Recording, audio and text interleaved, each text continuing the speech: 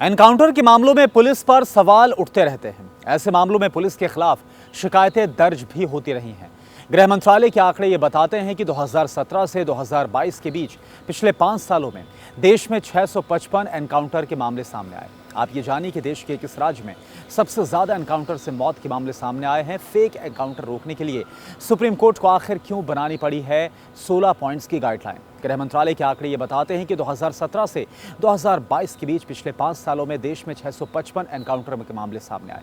सबसे ज्यादा 191 एनकाउंटर छत्तीसगढ़ में हुए। दूसरे पायदान पर है उत्तर प्रदेश। यहाँ पर 5 सालों में 117 मामले एनकाउंटर के सामने आए। ये वो मामले हैं जिनमें मौत हुई है। और इसके बाद असम यहाँ 50, झारखंड में 49, ओडिशा में 36 और जम्मू कश्मीर में 35 मामले आए। बड़े राज्यों में देखें तो राजस्थान और मध्य प्रदेश ऐसे स्टेट हैं जहां पर एनकाउंटर में मौत के मामले बेहद कम हैं। राजस्थान में 8, मध्य प्रदेश में 13 और पंजाब में 6 मामले सामने आए हैं। एनकाउंटर के मामलों की अगर बात की जाए तो इस मामले में पुलिस पर लगातार सवाल उठते रहते हैं।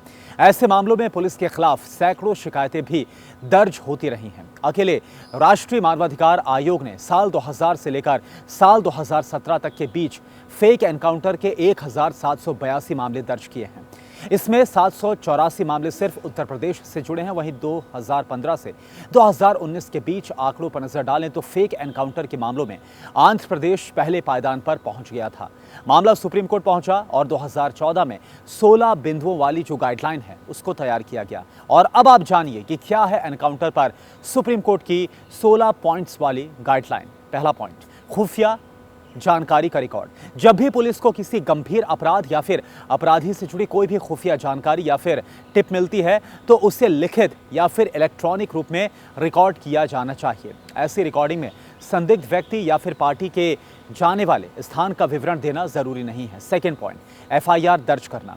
अगर किसी सूचना के आधार पर पुलिस हथियारों का प्रयोग करती है और किसी व्यक्ति की मृत्यु हो जाती है तो उचित आपराधिक जांच शुरू करने के लिए एफआईआर दर्ज की जानी चाहिए और बिना किसी देरी के अदालत को भेजी जानी चाहिए। थर्ड पॉइंट, स्वतंत्र जांच। ऐसी मौत की जांच एक स्वतंत्र सीआईडी टीम या फिर किसी अन्य पुलिस स्टेशन की पुलिस टीम द्वारा वरिष्ठ अधिकारी की देखरेख में की जानी चाहिए। इसमें 8 न्यूनतम जांच की जरूरतों को पूरा करना अनिवार्य होता है, जैसे कि पीड़ित की पहचान करना, साक्ष्य सामग्री को फिर हासिल करना, उसे संरक्षित करना और घटना स्थल के गवाहों की पहचान करना। चौथा पॉइंट क्या है, मजिस्ट्रियल जांच। मुठभेड़ में हुई मौतों के सभी मामलों की अनिवार्य मजिस्ट्रियल जांच होनी चाहिए और इसकी रिपोर्ट न्यायिक मजिस्ट्रेट को भेजी जानी चाहिए। पांचवा पॉइंट, एनएचआरसी को सूचित करना। नेशनल ह्यूमन राइट्स कमीशन यानी कि एनएचआरसी या फिर राज्य मानवाधिकार आयोग को मुठभेड़ में हुई मौत के बारे में तुरंत सूचित किया जाना चाहिए। सिक्स्थ पॉइंट क्या है, चिकित्सा सहायता। जी हाँ, ये सहायता घायल पीड़ित अपराधी को अवश्य दी जानी चाहिए। मजिस्ट्रेट या फिर चिकित्सा अधिकारी को स्वास्थ्य प्रमाण पत्र के साथ उसका बयान दर्ज कराना चाहिए। 7th पॉइंट क्या है, इसमें देरी कतई नहीं होनी चाहिए। एफआईआर, पंचनामा, स्केच और पुलिस डायरी प्रविष्टियों को बिना किसी देरी के संबंधित न्यायालय को भेजना अनिवार्य है। 8th पॉइंट क्या है, रिपोर्ट न्यायालय को भेजनी है। घटना की पूरी जांच के बाद शीघ्र सुनवाई तय करने के लिए न्यायालय को रिपोर्ट भेजी जानी चाहिए। 9th पॉइंट, परिजनों को सूचित करना। आरोपी अपराधी की मृत्यु के मामले में उसके निकटतम परिजनों को जल्द से जल्द सूचना देनी चाहिए। 10th पॉइंट क्या है, रिपोर्ट पेश करना। सभी मुठभेड़ हत्याओं का 2 साल का विवरण डीजीपी द्वारा निर्धारित प्रारूप में एक निश्चित तिथि तक एनएचआरसी को भेजी जानी चाहिए। 11th पॉइंट, तुरंत कार्रवाई। जी हाँ, गलत मुठभेड़ के लिए दोषी पाए गए पुलिस अधिकारी के खिलाफ अनुशासनात्मक कार्रवाई शुरू की जानी चाहिए और कुछ समय के लिए उस अधिकारी को निलंबित भी किया जाना चाहिए। 12वां पॉइंट क्या है, मुआवजा। पीड़ित के आश्रितों को मुआवजा देने के लिए मुआवजा योजना को लागू किया जाना चाहिए। 13th पॉइंट क्या है, हथियार जमा करने होंगे।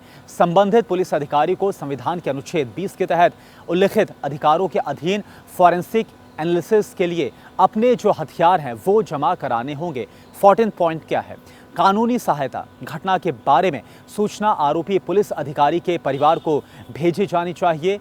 वकील, परामर्शदाता की सेवाएं प्रदान की जानी चाहिए। 15th पॉइंट, तत्काल पदोन्नति या फिर पुरस्कार नहीं देना है। मुठभेड़ में हुई हत्याओं में शामिल अधिकारियों को ऐसी घटनाओं के तुरंत बाद कोई बिना बारी के पदोन्नति या फिर तत्काल वीरता पुरस्कार नहीं दिया जाएगा। और लास्ट 16वां पॉइंट क्या है? शिकायत निवारण। यदि पीड़ित के परिवार को लगता है कि सुप्रीम कोर्ट की गाइडलाइन का पालन नहीं किया गया है तो वो सत्र न्यायाधीश के समक्ष शिकायत भी दर्ज करवा सकता है। संबंधित सत्र न्यायाधीश को शिकायत पर गौर करना चाहिए और उसमें उठाई गई शिकायतों का समाधान करना चाहिए।